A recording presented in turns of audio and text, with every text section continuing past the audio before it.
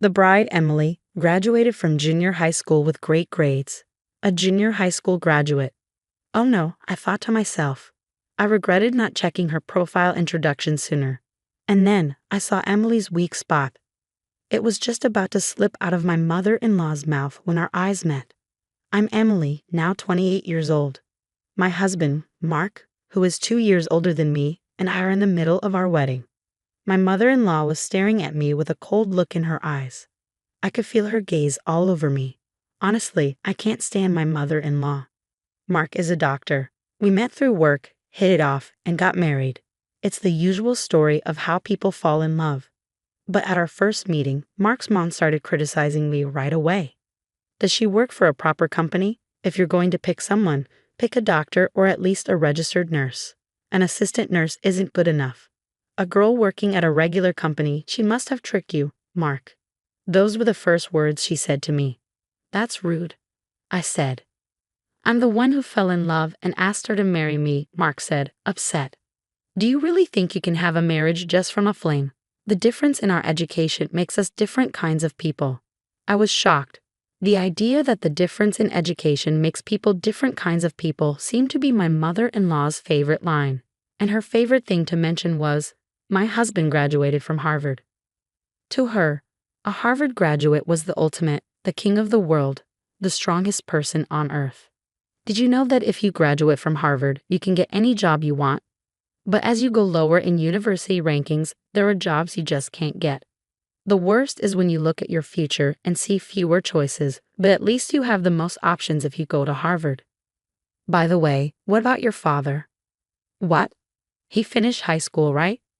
Oh my gosh, he only finished high school, she said, putting her hand over her mouth and laughing. Only finishing high school limits your options so much. When she brought up my dad's education, she didn't even ask about mine. Whether that was good or bad, my mother-in-law was just unbelievable. But I still loved Mark deeply. She was the problem, but we didn't have to live together. I figured we'd just get through the wedding and only see each other on holidays, or so I thought. I had no idea that a bomb was about to drop on our wedding day. It happened during the introductions of the bride and groom. Emily, the bride, graduated from junior high school with excellent grades. I could already tell my mother-in-law wouldn't let this go. Let's enjoy the party, she said. As soon as the food was served, she came over to us. So I heard. Yep, I'm sure you did. My mother-in-law flared her nostrils and glared at me. So she only finished junior high school. Is that even possible nowadays? Her words weren't surprising. When I first met Mark's parents, her education makes us different people idea was clear. I had expected something like this. Sorry, I said back. What did you say? My husband graduated from Harvard, and my son is a doctor. You don't even compare to our standards. Just finishing junior high is the lowest kind of education. I told you, education makes us different. Having someone like you join our family will ruin our genetic future. My mother-in-law's voice got louder. People around us started looking overhearing the conversation. Mark, worried about the situation, started to speak. Mom, what you don't know is Emily is. But before he could finish, the host stepped in, sensing the tension, and said, let's move on to the next part of the program. I nodded at the host, and with a smile, I urged my mother-in-law to go back to her seat. You don't need to tell me, junior high graduate, she sneered.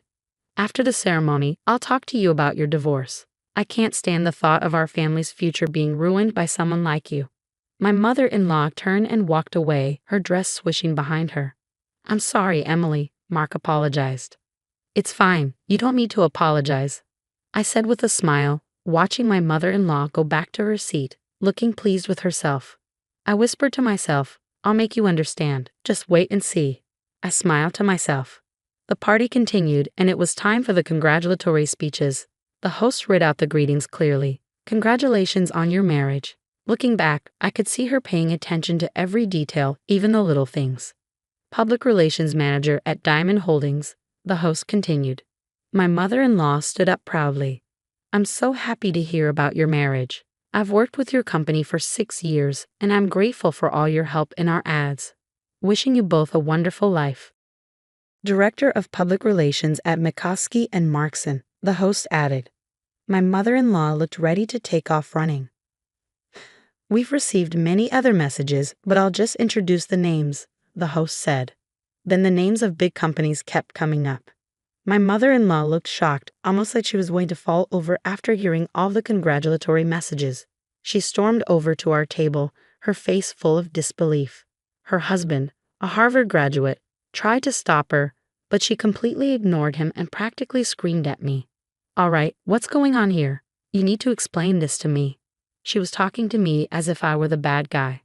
"What do you mean? What's going on?" I was about to argue back when my husband interrupted.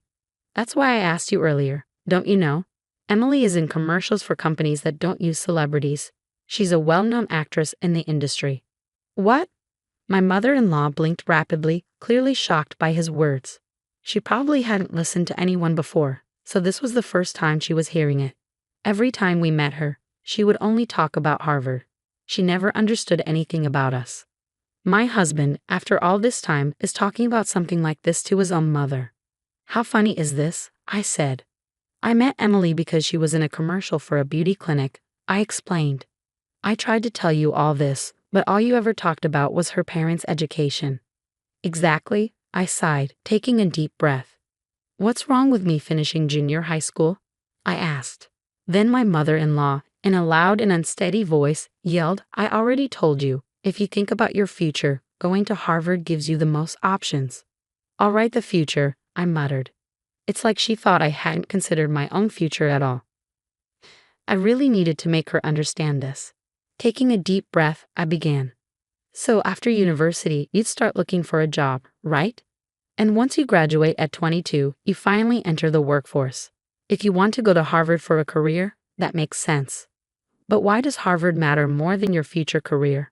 I wanted to be an actress. I began working toward my dream right after graduating from junior high at 16. I didn't hesitate to decide what I wanted to do and started right away. I was able to start working and contributing to society early. Harvard is one of the best schools in the world, and it takes incredible effort to get there. But I worked hard too. I don't mean you criticizing me just because I only finished junior high. I'm not confident about my looks. That's why I fought with my acting skills, appearing in commercials and reenactment dramas to become the top actress in the field. I studied acting while working part-time jobs, even going to a movie theater with just a piece of bread. You have no idea how much effort and motivation it took to push through those uncertain times. I want you to stop looking down on me just because I'm a junior high graduate. It's true that junior high graduates have less formal education, but they get a head start in working. The determination and courage of a junior high graduate is what makes us proud and strong. It's wrong to judge people based on their education. Then I changed the subject. "You keep saying, 'My husband is. My husband is.' So what have you worked hard for?" "Oh well," she mumbled. "Well," I chuckled. "Shouldn't you say, I worked hard to raise my kids?" Although I meant it sarcastically, she looked at me like I had just helped her. "That's right," she proudly said. "I worked hard raising my children." There was a brief pause. "You didn't work hard," Mark intervened. This was based on what I'd heard from him. He explained, "You always said my father graduated from Harvard. Work hard. I expect more from you. You were tough on me, but didn't do much for me. I became a doctor, but I was always afraid I wouldn't meet your expectations." So when asked if you worked hard raising your children, you couldn't answer right away. "No," she mumbled. When people's weaknesses are exposed, they try to hide them with emotions. My mother-in-law was no exception. She screamed, losing all control. "Harvard. They're the best. Harvard is great." She was cornered and kept repeating the same thing like a broken record. Her loudness was irritating.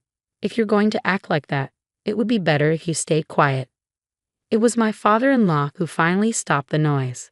"You're not a Harvard graduate," he said, grabbing her by the shoulders and pulling her away from the table. "That's enough." "Hey," she yelled at him. He calmly stopped her and spoke gently. "You changed after we got married. When I first saw you working hard at the flower shop, you were so charming. You weren't a great cook, but you learned from me. I married you because I saw how dedicated you were. But after we married, all you said was, 'My husband is a Harvard graduate.' You even said it to our son. Do you have anything that's really your own?" Her eyes went wide, and she shouted at him, spitting as she spoke. "I was chosen by you, a Harvard graduate. That's my greatness. Harvard chose me. My father-in-law sighed, looking exhausted.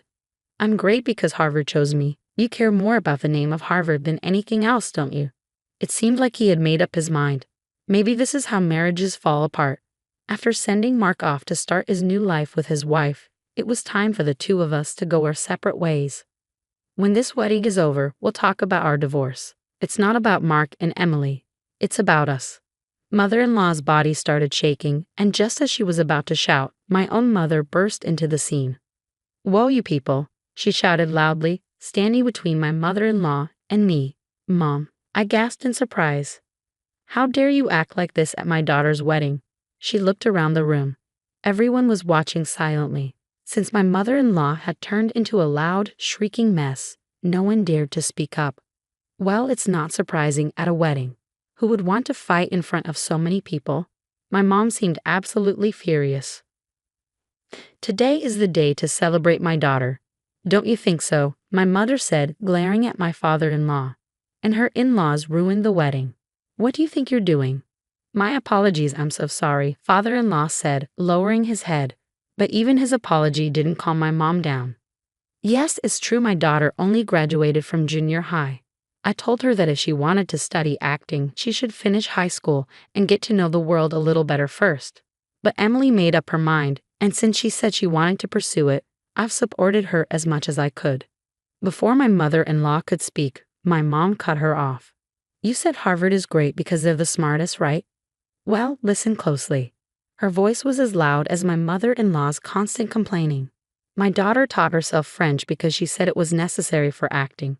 Now she's fluent. I don't think she should be looked down upon just because she graduated junior high, especially with her level of French. She's fluent in French. That's not easy, and most people would never expect it from someone like her. I did everything I could to improve my acting, and that's how I became fluent in French," my mother added. "So I want you to put aside your academic prejudice." The room erupted in applause. "We're leaving," I said. "I can't stand to watch this anymore." Father-in-law bowed to my mother and dragged my mother-in-law out of the hall. That's how our wedding ended. My friends congratulated me, and I was so happy to have worn a wedding dress.